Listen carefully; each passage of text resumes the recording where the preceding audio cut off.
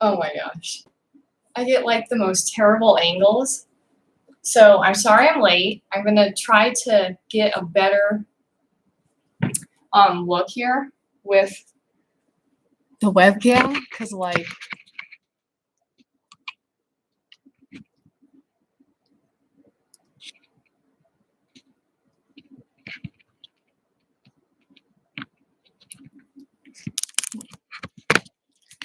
hold down the book. Let's see if I can that way.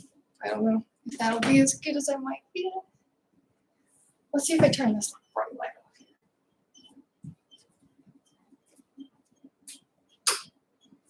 off. Okay. That looks a little better. Yeah, I have my little, I think they're called wax warmers or whatever, going.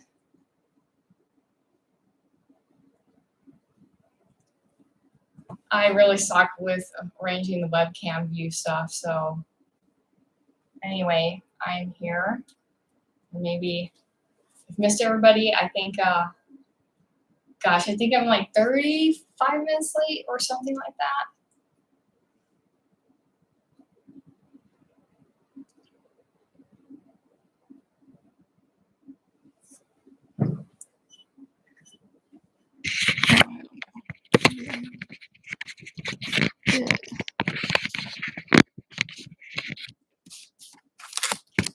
I'm gonna use some books to try to get a look that I want here. At least a little bit. But yeah, feel free to jump in. I'm, you know, not expecting.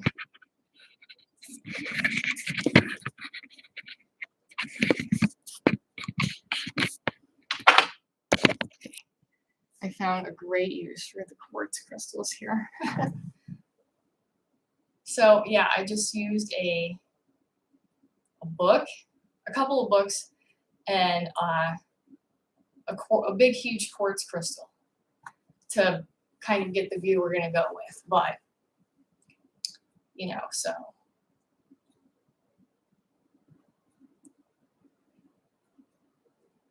yeah, how is everybody doing? You're from Australia? I'm just turning my books. They don't really have anything to do with the occult. So yeah, that's about it. Just looking for all my stuff I brought. Okay. I do have my deck of the Rider-Waite Smith, the traditional deck I bring along to my live stream. So, you know, if you want to talk tarot, definitely down for that. So I'll place that at my feet, I think. Getting all comfy here. Put my phone on silent.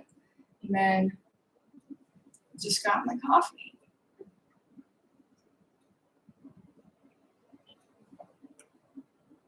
So yeah, you know, feel free to drop in.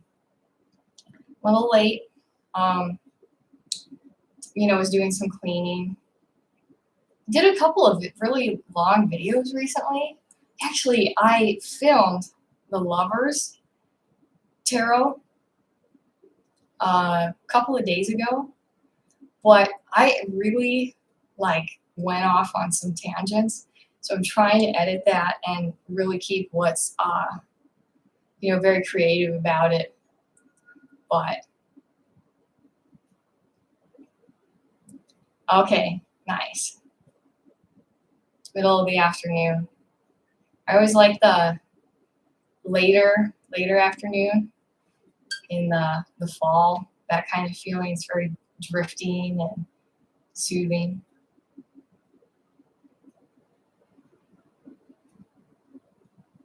I mean, being the tree of life,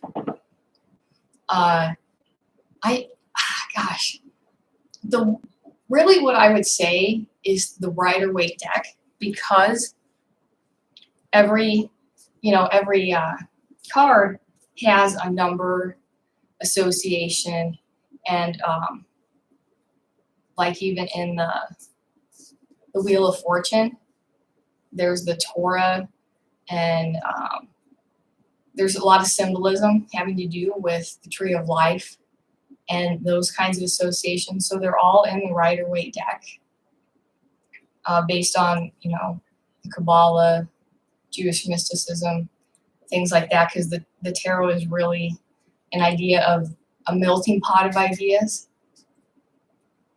That's probably not my biggest specialty, to be honest, but I do think it's interesting. I try to remember all the little tree branch names.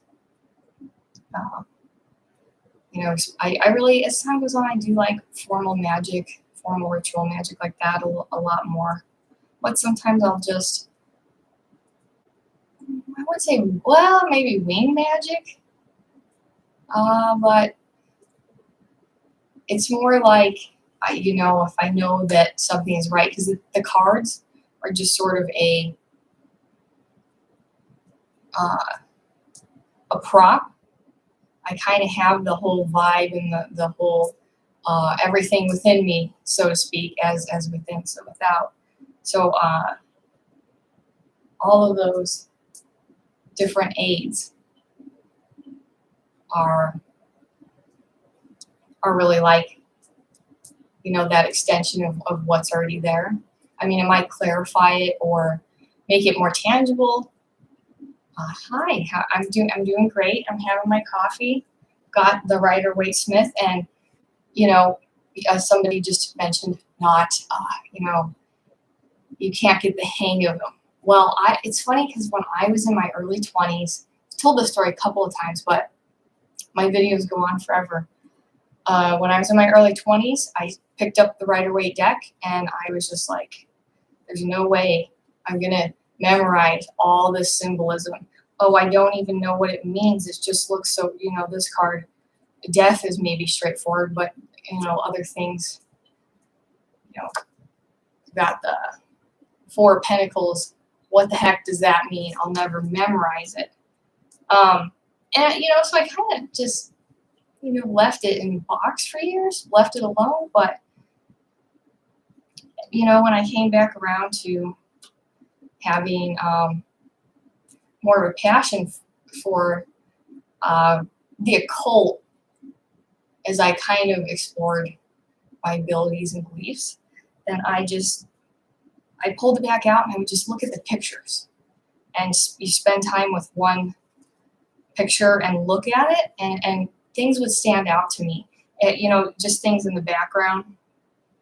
You know, like on the wands, there's always the little green, little, basically sprigs. Maybe that's not the right word, but there's little greenery coming off the wands. So it's like the sprouting of ideas, and that really kind of intuitively came to me looking at that. And you know, eventually I did go into numerology a little bit, and the zodiac symbolism, but a lot of it just comes from spending time with the cards. So I learned in a very, very informal way that was very, you know, had to be personal and experience for me. And because like there was no way to really get me interested in such a formal thing, really.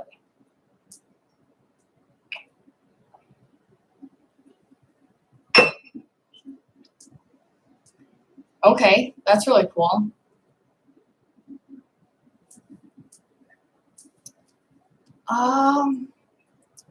I mean, yeah, I think if you want to develop any ability, things like by practicing meditation, a good way to, you know, aid yourself and maybe being more successful on that, because meditation will help increase abilities, is to sit in like a completely dark room with like maybe those, oh gosh, soundproof earplugs. And basically, you're going to create that sensory deprivation and be, you can do however you want. I just kind of did till I, felt was right like that. But I know people who will set a timer for an hour that would be just with somebody, they know in another room, and they'll come get them. But the sensory deprivation really makes you kind of, look inward literally, because we're so attached. I find that we're so attached to our senses that can really just be something that we think that it's like that's all that there is that sensory experience. But really, you have your mind, which is kind of disconnected from that. So I think it makes that kind of, it enhances like things like astral projection, or you can just completely disassociate and practice those altered states. And that way you'll be able to stay grounded and protect yourself, but at the same time, you have to kind of practice your abilities in some way. Like if you think that like a friend of mine, really good friend, she has premonitions, and I was talking to her about that, and I was like, okay, well, how about you go to like a hospital, and it was a while ago, but yeah, I looked up one that was supposed to be, haunted, and I had her go, and she was able to list what she thought was kind of like the feeling of the place, and then that kind of translates to her in like personal messages about the future. So that like being around that heightened energy, and she was able to accurately describe some things that ended up coming true. So it's kind of more like you have to find that way to interact with what you think is your ability at some point. That's probably a terrible example, to be honest. It's just what popped into my tired head, but it kind of illustrates that point.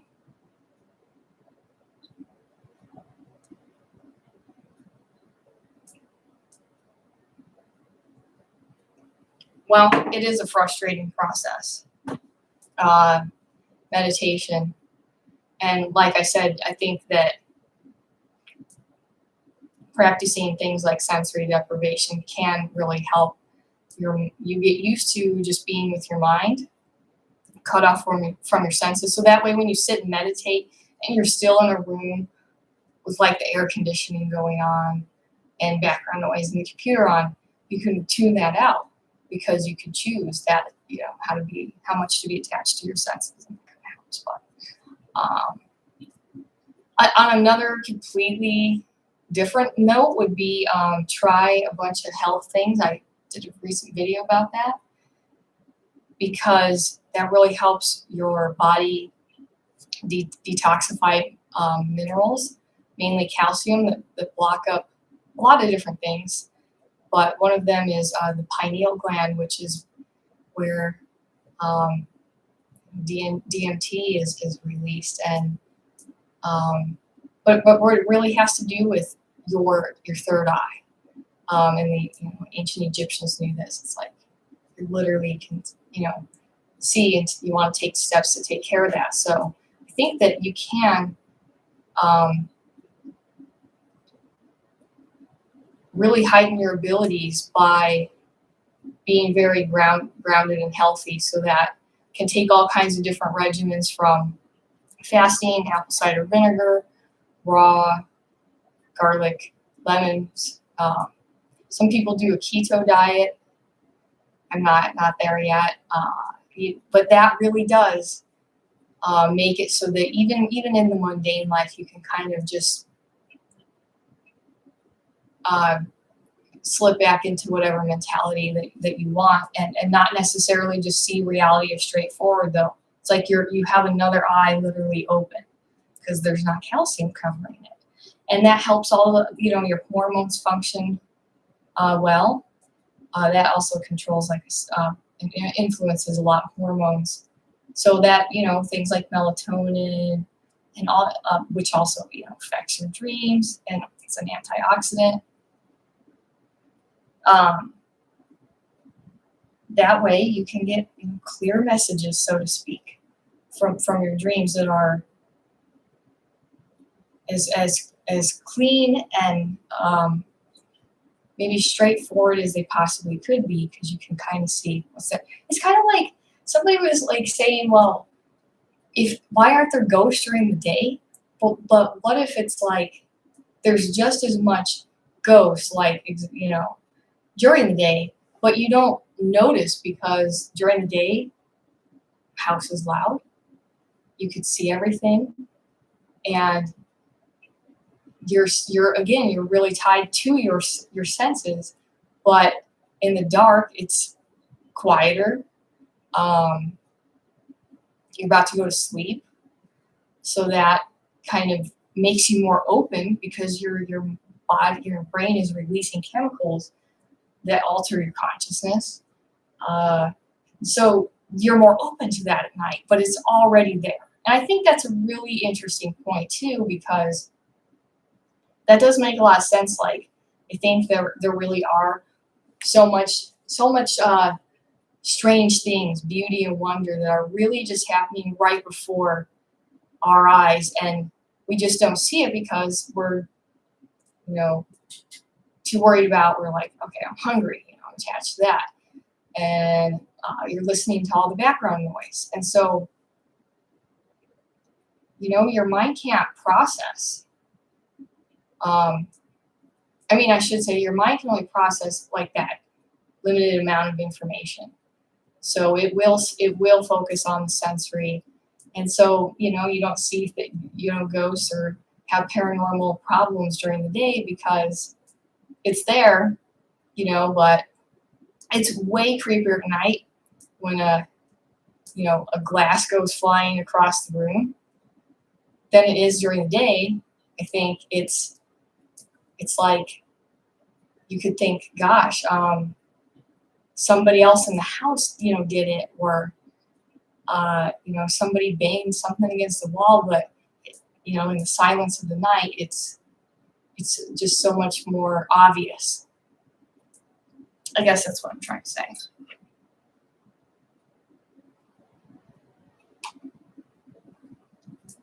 I don't know. Hope any of that makes sense. Some ideas, things that worked for me, conversations I've had, things like that. I've got the Rider-Waite deck. I have other decks, but it is my favorite. This is I just love to look at it through the lens of the idea of this is individuation. All these cards are all of us. So it's not about good and bad, but it is about the human story, which is complex, complicated, and filled with rites of passage, blunders. It's not pretty, right? Then the tarot tells us all about these things, like addiction, financial hardship. On the other hand, tarot also talks about leaving a legacy for generations to come in the Ten of Pentacles. Celebration, just Nine of Cups is like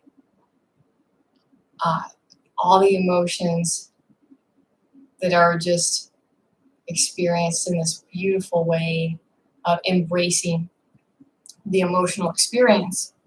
So, pretty much.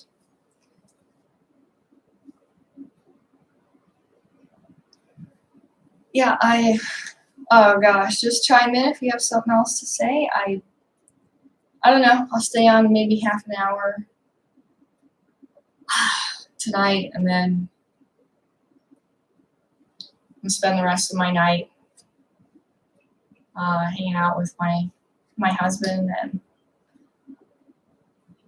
I don't know. I gotta put together a second part of the lovers spread. So I filmed the lovers, and then I thought, well, let's do a lovers spread, and I filmed the first part of that, which is cool because it's pick a lighter. So you know, I've got black, red, and blue, I think.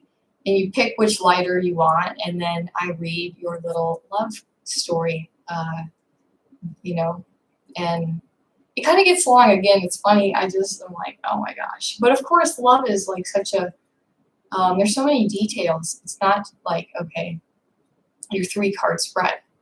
And I actually even made the spread up. I mean, other ideas are similar to it, probably actually more complicated.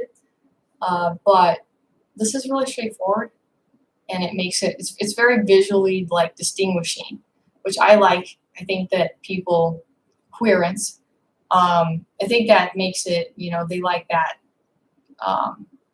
where it's a very clear to understand layout of when you're talking about love, like this set of cards is explaining what's going on with this person, and the other set of cards is explaining the love story from the other's perspective. So we have what's the queerant's love life.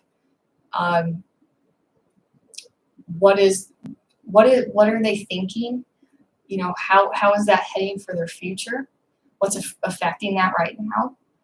And then you see it from the person who is being attracted into the queerant's life, and from their perspective. So the queerant might want, for example,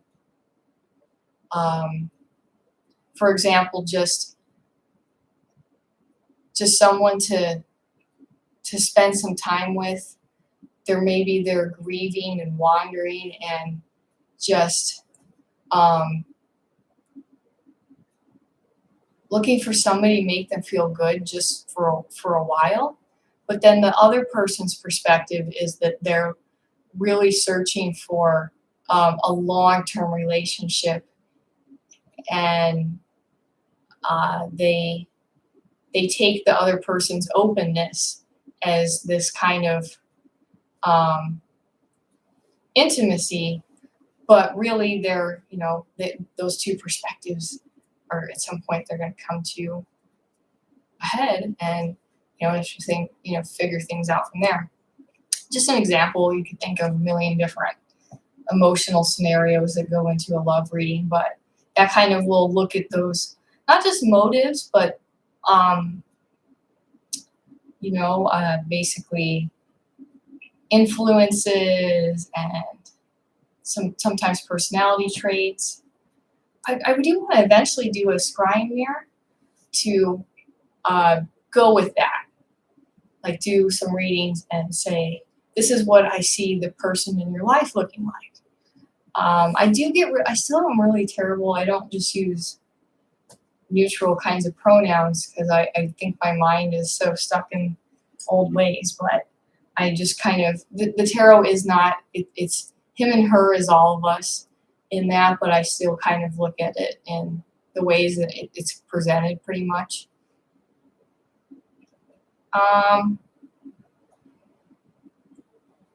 You know, a good year, I would say. And I mean, probably going from spending a couple nights a week studying tarot some months, so which isn't really that much, to like doing it maybe for a couple weeks every night, just that kind of mood. And you know, another easy way that people talk to me about tarot is if you get the major arcana and you just focus on those, because it's a lot less cards. And it also is, in my honest opinion, it's a lot more straightforward symbolism.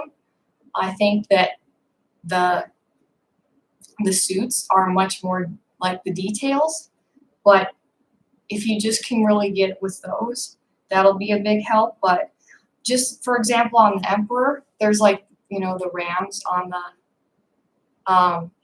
the stone throne, and it's set in stone. It's all square. It's concrete. That saying popped in my head.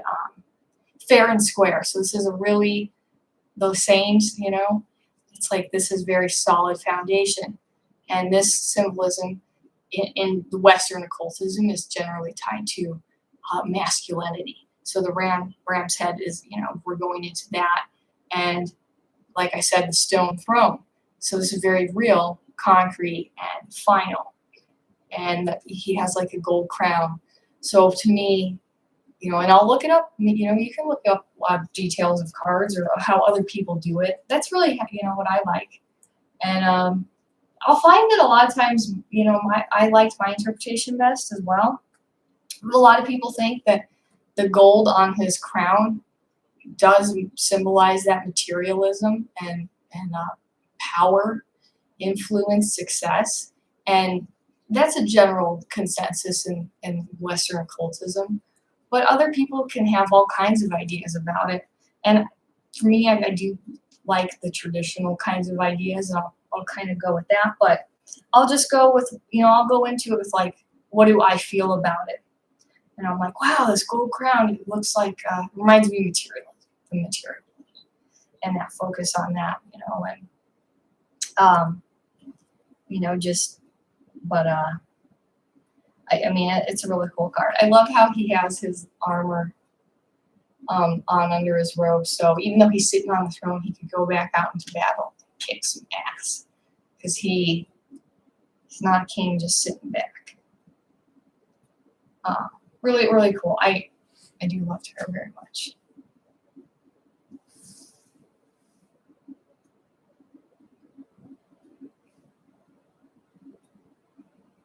Aries.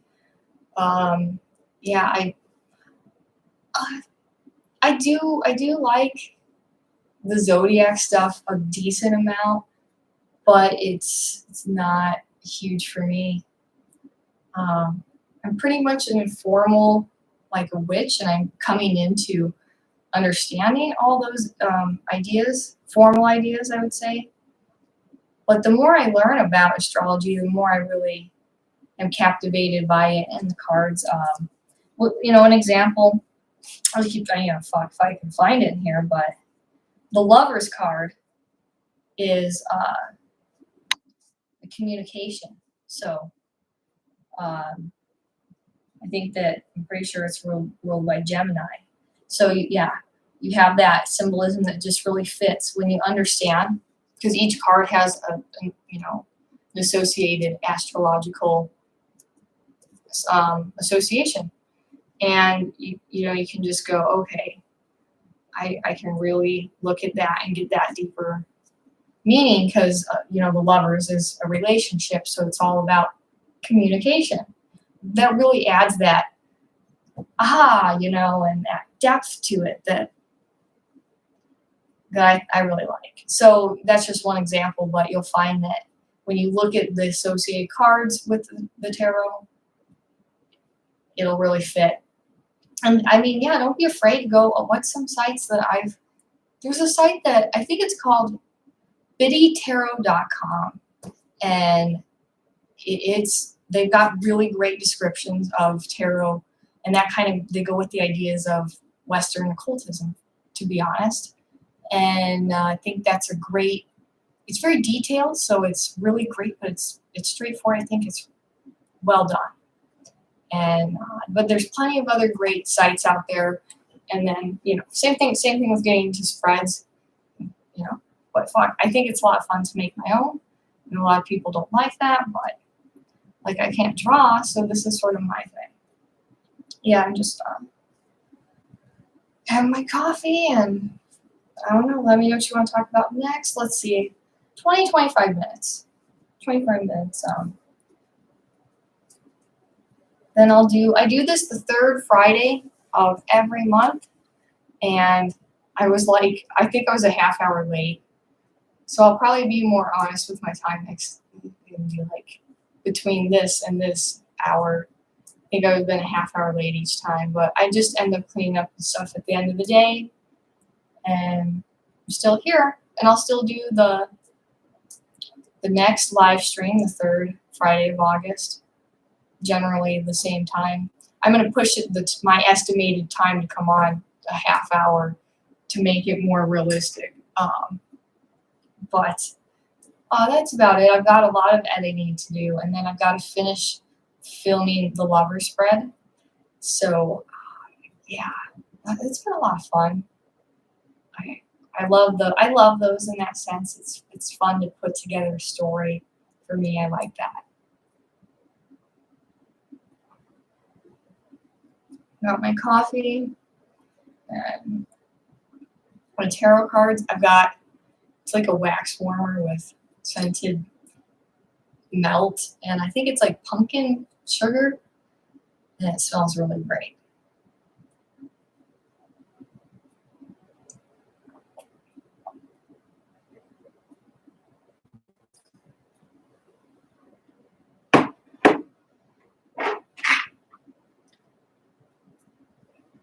Anyway, feel free to ask any questions you have. I'm just going to smoke some, what should I call it? It's funny because I never know what to call it. It's totally legal, but there's so many different names. Look, I'm going to call it grass. I'm smoking my grass. I'll call it medicine, everything else. I think that's just because I've heard so many different ways to call it. Grass is really hippie. I've got really a kind of hippie dress. I love psychedelia. So I like everything goth, but I like psychedelia too. I have some clothes from the 60s and 70s that I've gotten at thrift shops. I don't know. That's really been a strong pull for me because it's kind of carefree. So I don't agree with all the, of course, ideals behind it. I pick and choose, but in general, I love the clothing and the coming to consciousness. A lot of things that associated with hippies, kicking back, smoking grass, philosophizing, going on adventures, going outdoors. Of course, yeah, it's kind of like that 70s show. I'd pass it to you guys, but I've got some super silver haze. This is actually my first full bowl of the day. I had a half a bowl. Right around kind of a couple hours before I really was like getting everybody cleaned up for the evening and things like that. Just kind of, it's like if I find my pipe and I've got like 1 or 2 hits in it, that can sometimes really just, set me, in a very easygoing mood, but yet, not high. And it's a mood for me. Sometimes I don't want to get super high, and sometimes I do. But I think for tonight, I probably just smoked this one bowl, so 1.5. Such a range, but yeah, I love all that stuff. Cannabis culture. All kinds of what other hippie topics. Tim Leary. He's great. Alan Watts. I like a lot of hippie bands. Doors. Jefferson Airplane. Janis Joplin. Jimi Hendrix. Santana, I've seen an interview with him, and he admitted to tripping on acid at Woodstock. But then he had to go out there and play the guitar. And the only thing that looks off with him is that he is holding the guitar away from his body in this very exaggerated pose. And he said because he was tripping, so he thought it was like a snake because it was moving. And he saw, like, he wasn't even sure if he did good, but I guess Jimi Hendrix really got in contact with him after that and told him how great he was. And I think that's a great story.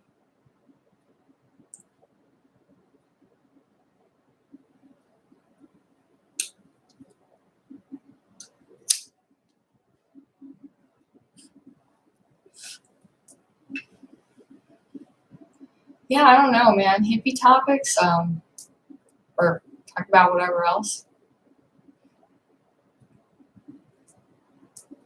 Like the, their flower, you know what? Their fashion was very like accentuating features. So like, hippie girls were always with the headbands and the flowers and it was that accentuation. And then men became really much more casual, like instead of having to wear, basically just two generations removed from wearing like Victorian, Edwardian trench coats and the big hats, and that way they dressed in the 1800s with layers of clothes. And so men like had to be in business suits out in public, and then came this more casual look for hippie guys, of course, growing their hair, things like that. Your hair helps you absorb more sunlight, among other things. So I don't cut my hair, and it has a lot of health benefits. A lot of Native Americans and a lot of other religions and spiritual ideas value hair as like sacred or an extension of yourself. And kind of find out that it helps you absorb the sun more easily. So like in this good way, not where you're getting radiation burn, but so that the less sunlight you get, the more you can get out of it though. So now you can just have a few minutes of it and really benefit a lot.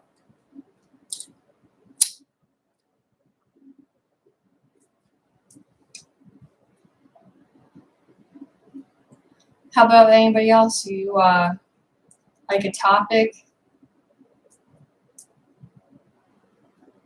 Wow. Oh yeah, I mean, right. You think about it's like in the 1950s, women were still wearing probably like shortest those like big hula looking skirts.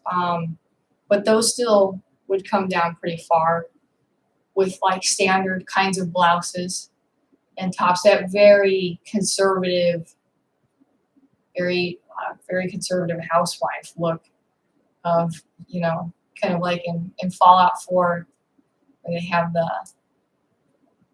that's a video game, by the way. I do know some video games, some because of my husband, others because I like to game the retro games like Crash Bandicoot and Spyro the Dragon, some 90s favorites. But yeah, I mean, just it's like you're just getting cooler to shed all those layers of clothes, and now, people would be wearing really short outfits and casual stuff. After the hippies, people started wearing their fucking pajamas to go shopping, which is what we have, now. And I'm not knocking that because I will throw on sweatpants and a casual t-shirt or tank top and put my hair up like anybody else who just wants to run to the store and get their business done, not be bothered, and that kind of shit. Not gonna be like, well, I'm going out to the grocery store now, I'm gonna dress up to the nines. If I have something else going on or whatever, that's whatever fits the occasion, then maybe I will. But yeah, otherwise I'll throw that kind of stuff on. I don't know. I've probably even worn sandals and hippie dresses to go shopping. So that's kind of funny. But I haven't done that much. I just, but yeah, that's how casual it got, from the hippies, slowly kind of going into that transition in fashion.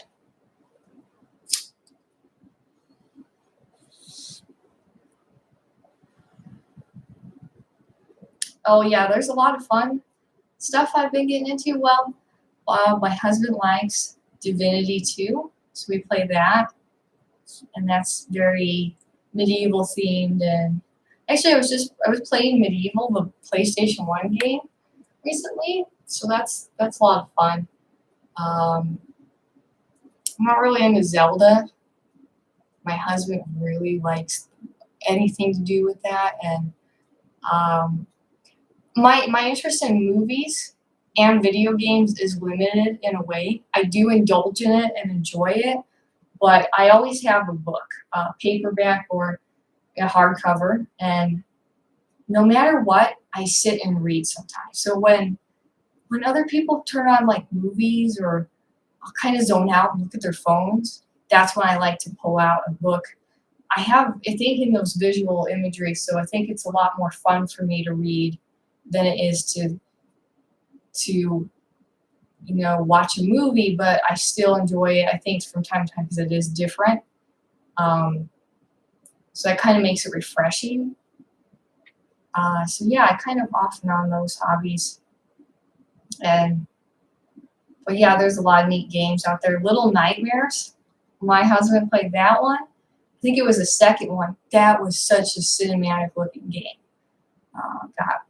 Red Dead Redemption. That's very cinematic. So if it really is like that, I'll sit there and watch that. I'll do for Little Nightmares. I was like, you have to pause the game because I've got to go to the bathroom. I don't want to miss this game. It's so detailed. The ending was really a trip on that game, but I understand they're going to make a third one.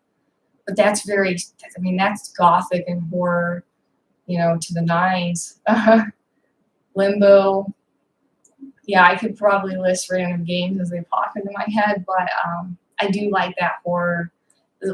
Zombie games are cool. 2-player zombie games. Mario Kart. What else? Enter the Gecko. Croc from the 90s. I only played on PlayStation 1 as a kid because around that time my friends started getting boyfriends right when PlayStation 2 kind of came out, and I kept with the reading, and I just really didn't end up going into okay, I'm gonna care about the next thing. I don't know, it was really that childhood, but now it's super nostalgic and comforting for me, which is really funny, but that's how it turned out. Yeah, that's really cool. I like the interactive stuff a lot. Really neat. Anything. What else am I thinking of? I don't really know the name of the games, but they're the Lord of the Rings games that I think they were on Steam. Steam, this the little app that you purchase video games on. But it was the Lord of the Rings games where you fight the different monsters. And that is very cinematic and really awesome because there's so much dialogue. Somebody will fight for 20 minutes, and then there's that 5 minutes of really important dialogue. It's well done. The landscape is very rich and detailed. Stuff like that. Yeah, switching topics. In case anybody else is confused, but shadow work. So yes, I am happy today, and I would say well-rounded and healthy, at least as far as I can control. But when I was younger, I was an alcoholic. I was abused. Other contributing factors that you might imagine. The addiction in the family. And so that really, it took me down a dark place when I was pretty young, and I managed it for a while. What I mean by that is, well, I tried. I was still going to, like, let's say college, but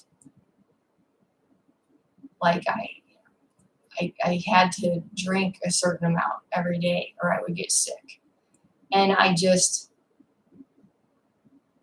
lived that way for a couple of years, but the whole lies to yourself kind of thing, it really did get to me. And I did, understand that I wouldn't make it unless I changed. And a lot of things went into that.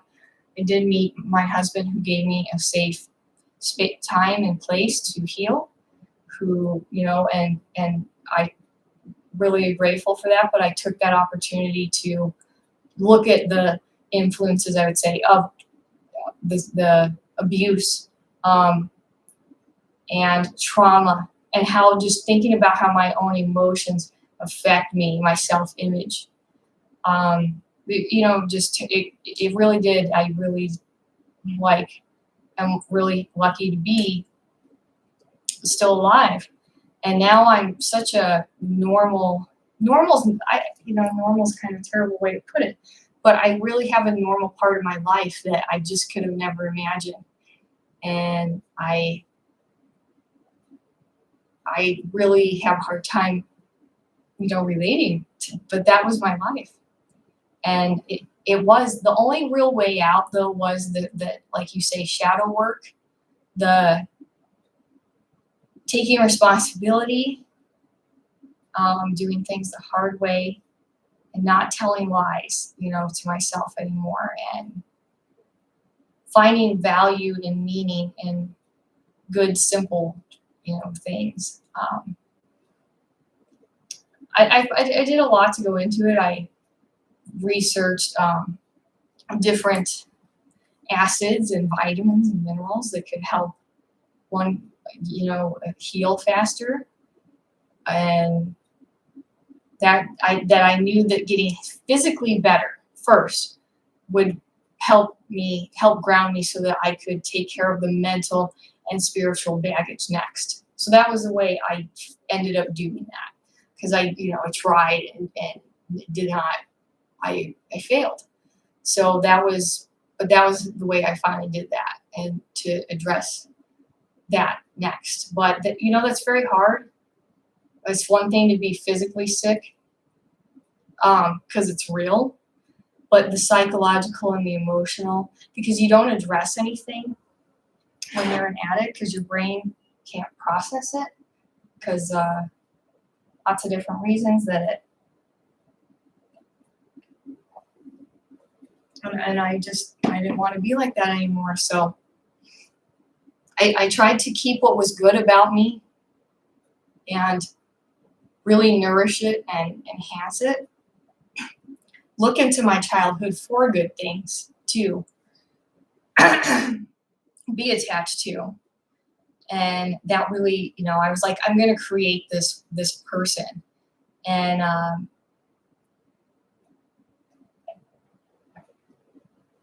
that, eventually I was like, I had to kind of look at this occult side, going, okay, well, what do I really believe as far as God or whatever? And I could never explain the physical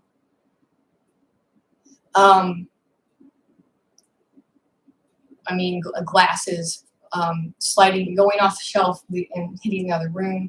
The classic haunting stuff. I was even choked by an apparition a few times. I got scratched. So that really got intense in that way. But I really just I've healed a lot, and I just keep going from there. But I'd like to apply that in this kind of way And I did decide, well, I think I'm going to keep this part of me, this psychic kind of part, and explore it when I got healthy and started my new path here. And I'm really lucky that my husband supports me, and just because it's a hobby I like, so I have the time for it, and in that way, we don't can't really travel that much a while, but who knows what I'll do with the channel here. So I that's been so energizing for me, because as a kid with all the paranormal stuff, like I said, it did get bad, but I think that I eventually learned about my abilities, but that did traumatize me too as a kid, just having paranormal phenomenon happening constantly is very draining. I didn't know how to protect myself. It's not like somebody explained to me that this is what's going on. So it's very, very confusing to have abilities, I think. And it's like, yeah, I mean, well,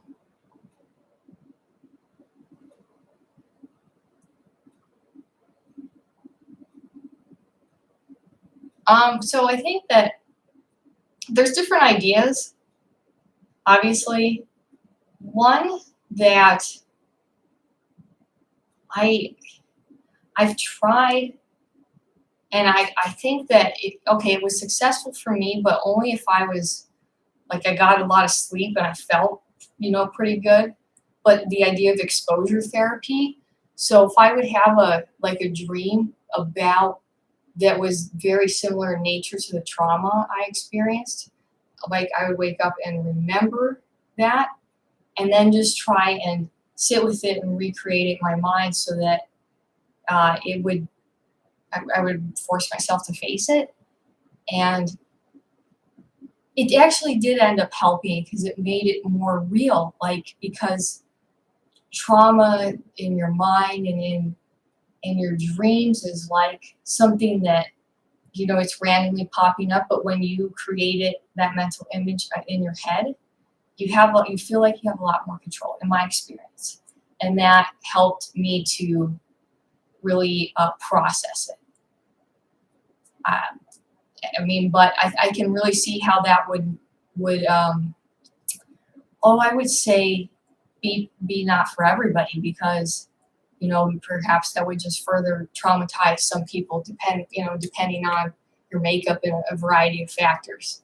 But it is something that I personally tried, and you could look up exposure therapy, and the ideas about that. And hey, if you ever want to email me or something, tell me how any paranormal ideas or whatever you have works out. I'm always down for that.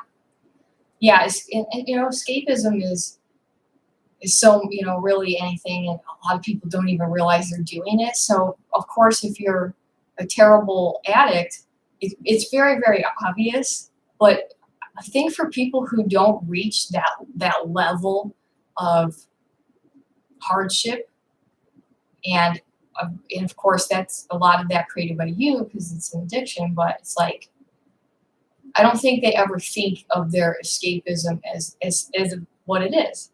So they just kind of look at it and go, well, I have to go shopping because it's right next door to where I work. And so there's all those justifications that go with that. But at the end of the day, the psychological process is really the same as, I have to have liquor or a substance, a chemical, because that attachment idea is the same. That energy, the energy that's being put into for the same subconscious reasons is really what makes that, I think, ultimately similar across the board. I think is it Jung who said whether drugs or drink or I think idealism is what he says.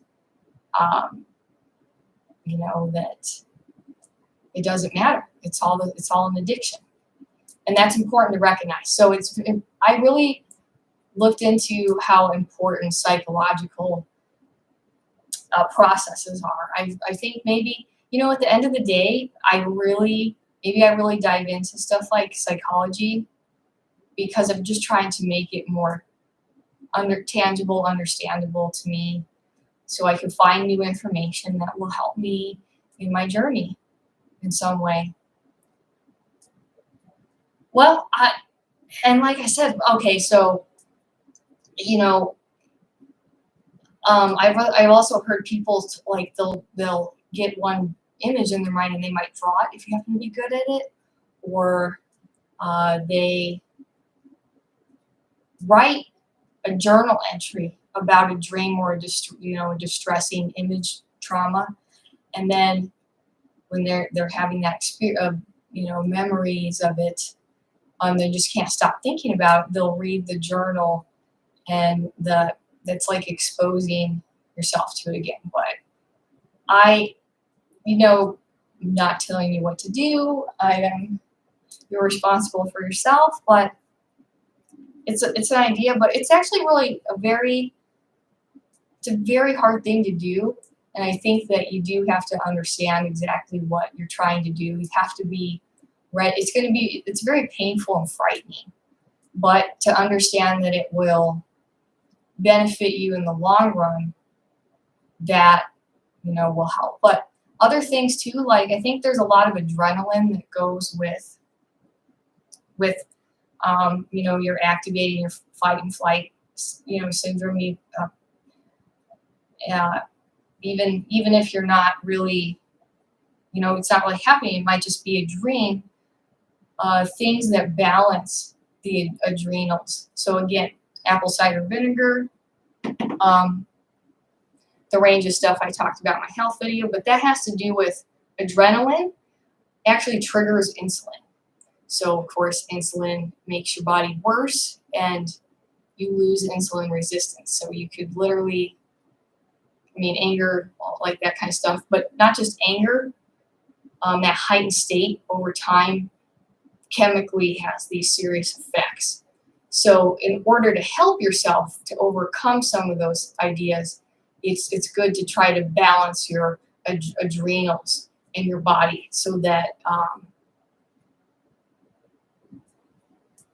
you're not compounding the problem by making your metabolism slower. You feel slower, then you get memory issues, fatigue, stuff like that come with the loss of insulin resistance.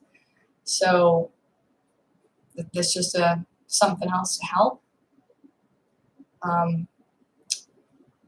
Yeah, it's kind of weird. That's how it works. I really did want to understand how that works. So I was like, being angry can't make you fat, but it kind of can indirectly.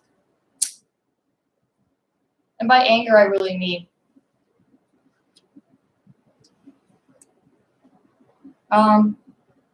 your fight or flight or anger, that same idea. Anything that's really triggering adrenaline, which can be flashbacks and everything like that. So,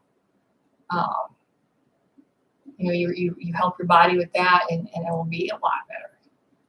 It's a lot better to think when you're all set straight that way. Oh, okay. So vinegar, since I'm not gonna be like, okay, go back and watch my video, but the way that I do it with vinegar, for me, is I drink it 3 times a day, 1 tablespoon in a glass, at least 8 ounces, whatever about that, because I don't want to drink a big thing of it like I do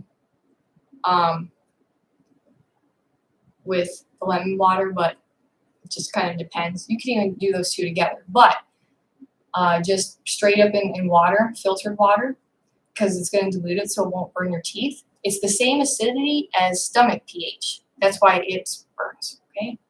So when you drink it, it helps replace the acid that you lose through stress. And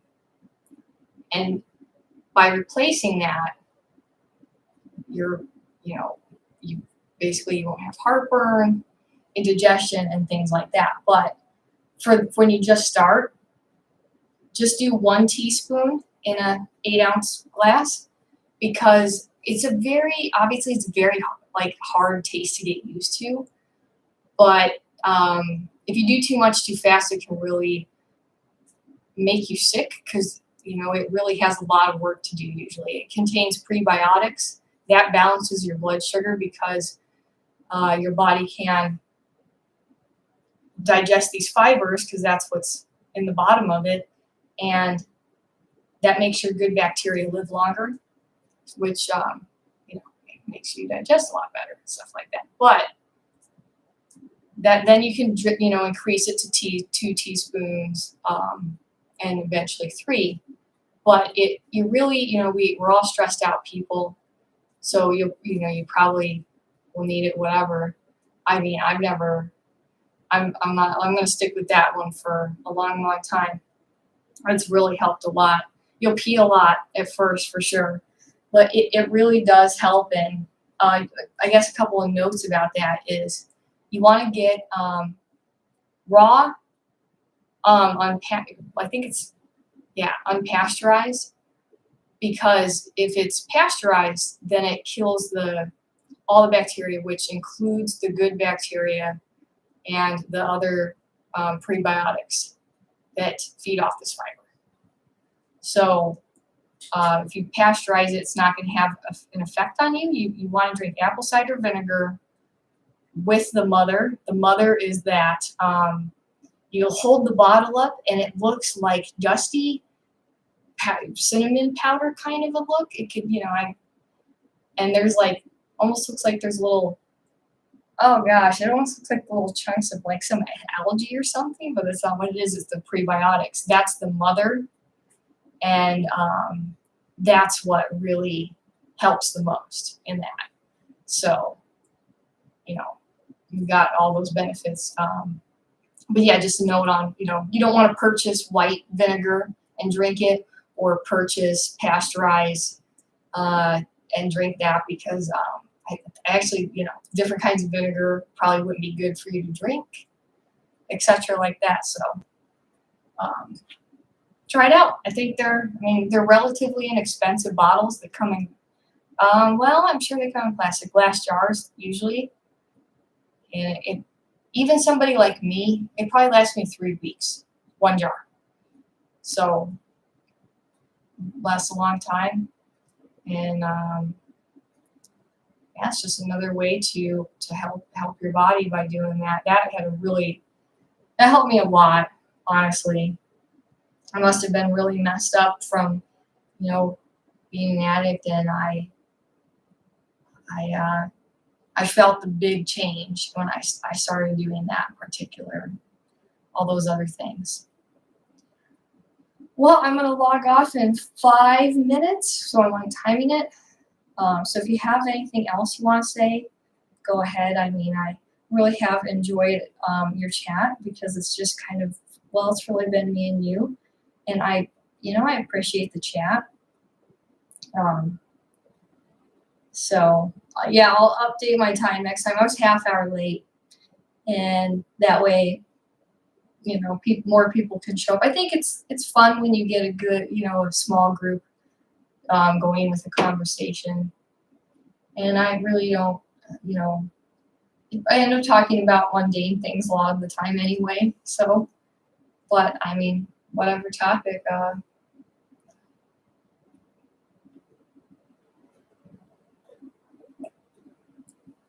Okay, I just finished my coffee. It's like one of the few nights that I have coffee later in the day. So I generally have that big mug in the morning there. But it's nice. I do, it's kind of different. And you're welcome. I hope it helps you in some way.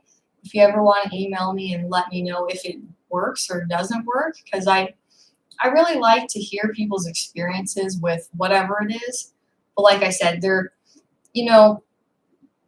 you want to check even with like a doctor or Google your, like if you're taking medication, interactions with things like vinegar to make sure that there's not an interaction. If you have stomach ulcers, probably not, you don't want to drink that because it's acidic, so that will burn. You have to wait until your ulcers are healed because most people get ulcers in like episodes. So,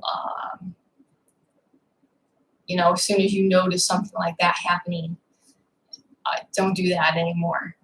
So there's just those circumstances that, of course, I could list numerous more because I have Asperger's. So, but I would never, you know, be able to list them all for you that apply to you. Yeah, I mean, I totally understand. I do have a grand total of 2 cups a day. I mean, in like, you know, it's either 2 little cups or I have the 1 bigger mug, but I don't put a lot of sugar in it. And that's okay. I mean, I'm going to pick and choose what, you know, I'm going to enjoy like while I'm here. I mean, if it's something I like, I just think that moderation can really apply for that. So I'm not a real heavy coffee drinker. But that, like I said, that makes it more fun to have a night coffee once in a while. And then drink black tea sometimes, but sometimes I drink herbal. That has like half a cup of coffee kind of caffeine, and like black tea usually. But tea is good for you because that's a lot of antioxidants at the very least, and it has different antioxidants that act like fibers and help support digestion, and that stabilizes things like that. I've even done fasting, so done up to 3 days and drink all that stuff the whole time, apple cider vinegar, lemon, because your body can digest the fiber and you know, the prebiotics, and that will make you feel more full. I should say less focused on like the hunger, because technically your good cells are being fed, so that really helps stave off the hunger and things like that. Yeah, I mean, apple cider vinegar, a lot of old people used to do it. I drink it, different cultures, but I mean, in 1700s, 1800s, in Europe, it was pretty common. So, but you know, hey, perfect poor man's drink, because it does help you when you're like, oh, I want to keep eating. You know, take a drink like that, or just even a cup of lemon water, and most of the time you'll feel like you don't want to keep eating that other, like you're like, oh, I'm bored and I'm going to keep eating. That'll usually go away unless you're just in that I'm eating for like some kind of emotional reason. And I think to allow yourself to have that every once in a while is very normal. But if you catch that becoming a habit, you know, it's time to do something about it. And that's just some, you know, good whatever ideas. But I think I'm going to sign off for now. I'm going to go relax the rest of the night. I really enjoyed your chat. And if you want to ever email me how your experiences work out for you, go ahead. I have, I list my email in pretty much all my videos. And like I said, you're responsible for yourself, but it's cool to hear how it works out for you.